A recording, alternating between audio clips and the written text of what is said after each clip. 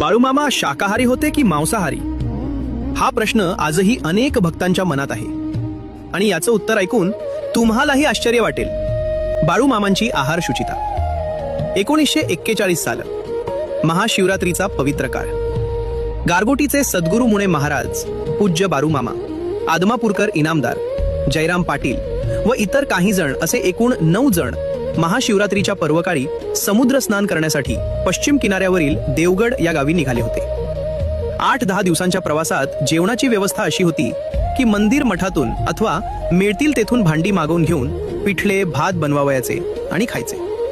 परंतु मामांना हे आवडत नव्हते. ते म्हणत, मांसाहार ठेवलेले भांडे सुद्धा आपल्याला खपणार नाही. संपूर्ण प्रवासात मामांनी अन्नाचा आहार घेतला नाही.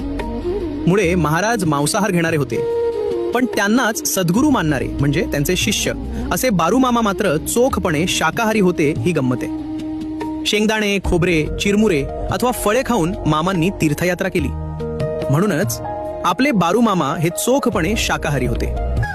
बाळूमामांवर श्रद्धा असेल तर फॉलो करा आणि कमेंटमध्ये जय